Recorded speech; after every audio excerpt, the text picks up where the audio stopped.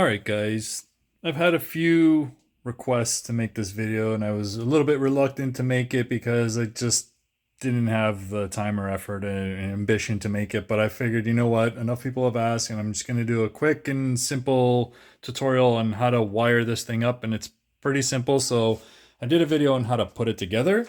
Now, sorry, how to take it apart.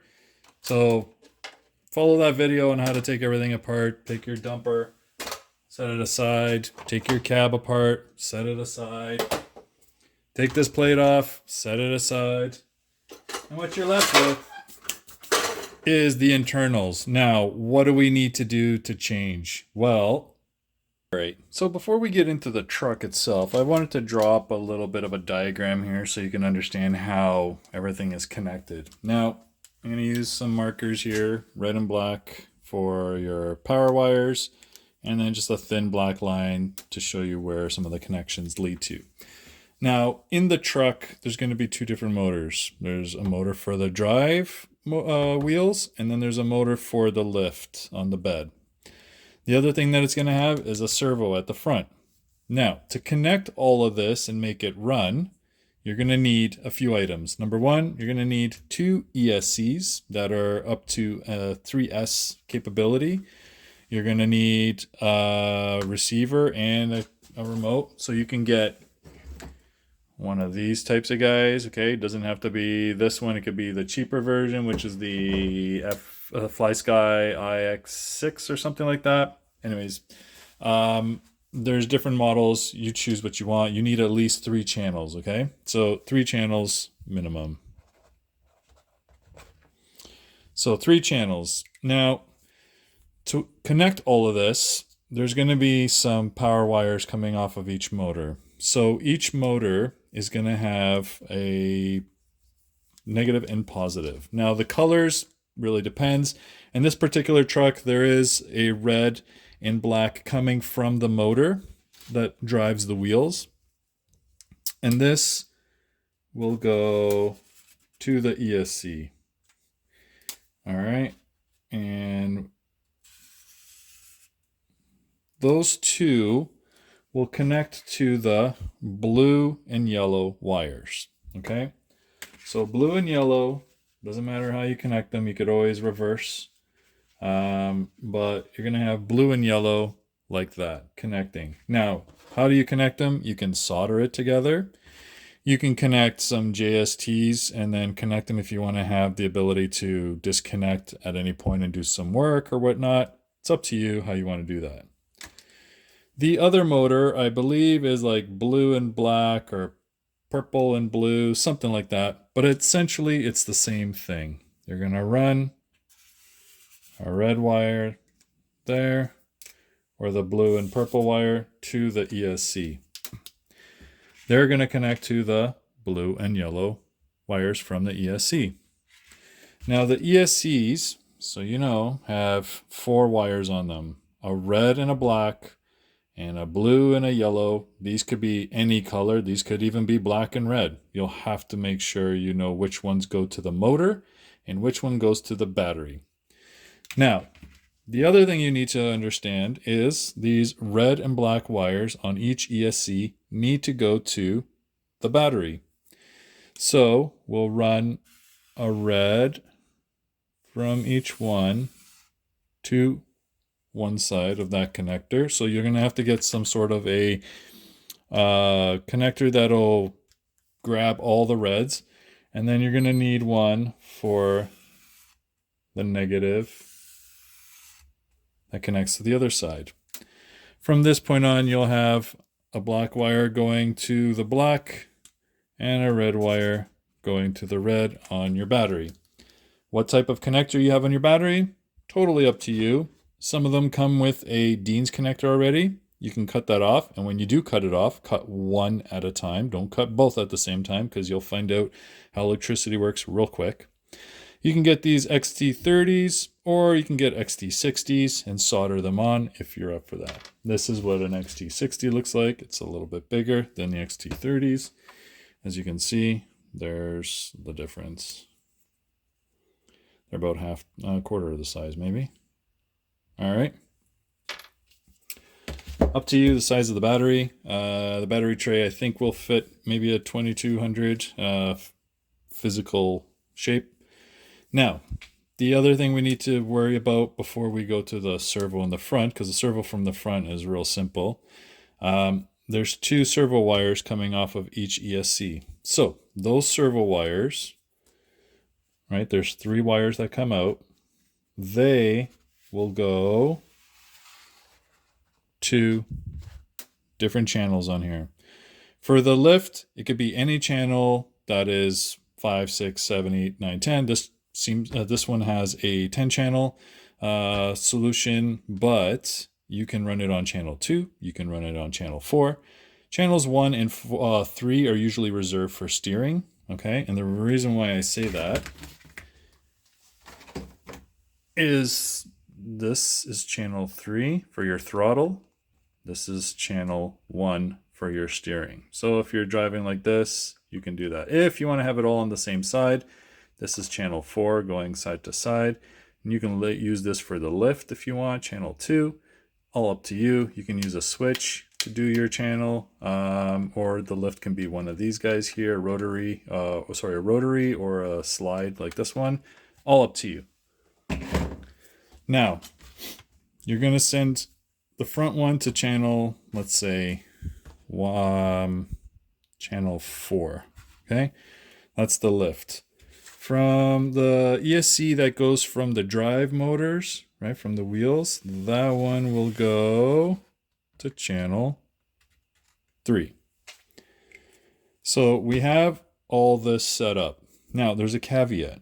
If you do not get these types of ESCs, there may be ESCs that you think, well, I'm going to get a cheaper ESC because I want to be affordable. And I found some real cheap ones that'll do 3S. And they're those tiny little ones. It's going to create some complications because these have built-in BECs, which are battery eliminator currents.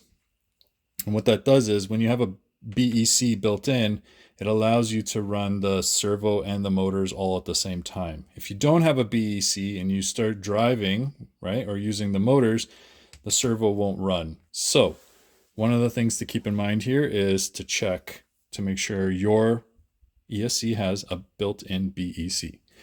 Another caveat, when you are connecting these, okay, you see how there's a white, a red, and a black.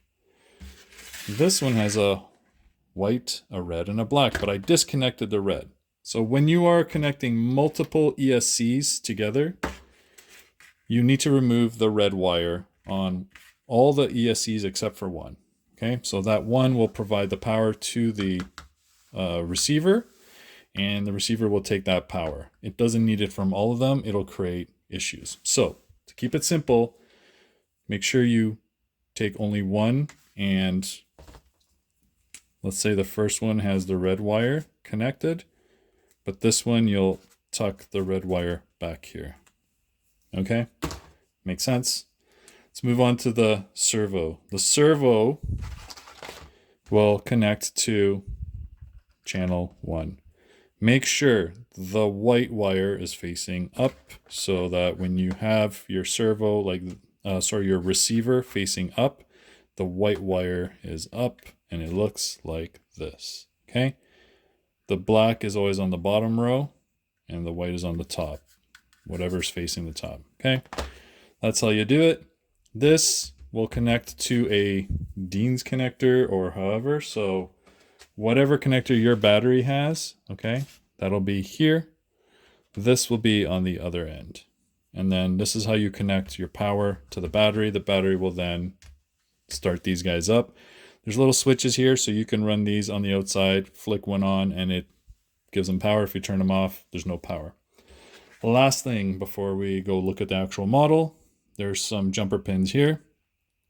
Top ones will say, do I want forward, brake, reverse, or do I want forward and brake and then forward and reverse?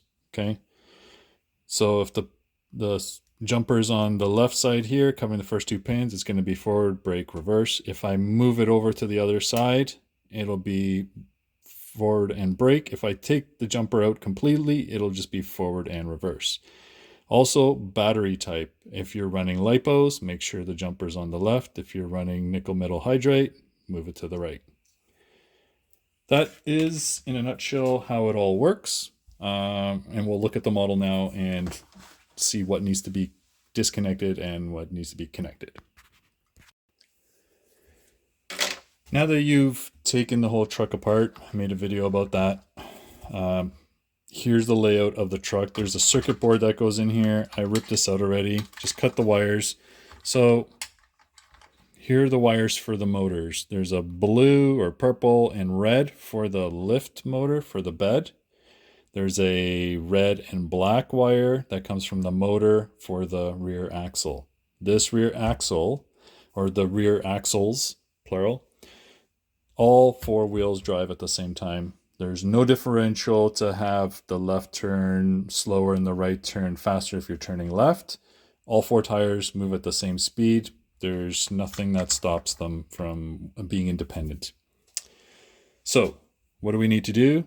Following the diagram from before, your red wire and blue wire, red wire and black wire for the motors. This goes to the ESC blue and yellow. As you can see, what used to be here, I cut them off, but that's how that goes. Okay, so you have one ESC connected to those, the motor here. The other ESC is going to come and connect to this guy here. So the blue and red and yellow connect there. And then these two and these two will go to the battery, the red and black. Okay, so to this. These guys all connect here like that. This runs to your battery. Now, the servo, I'm trying to remember how I did this, but I believe I had to solder on a servo wire and change the connection. It's still the original servo because I didn't want to hack everything up. So this servo wire will go to your receiver, okay? So like we had before, channel 1, yellow or white, pointing up. The ESCs, the ESC that has the motors for the wheels, that goes to channel 3. And remember, we pull one of the red wires off of the ESC. The other one for the lift motor, I'm going to put that on channel 4. Why not? Or maybe channel 5, actually. So we'll do channel 5. We'll program it, and then it'll run. Essentially, that's how we'll have it. The battery then connects underneath. And underneath, you have your little door to open, and look at that. It's running a XT30, so a battery that has an XT30 connection fits inside here. I believe this 22 will not fit, so it's got to be something a little bit smaller, probably a 1300 milliamp. And that's how it goes. Any questions, leave a comment. I'll see if I can answer them, but that's essentially how you'll build your Diecast Masters WesternStar truck. Thanks for watching.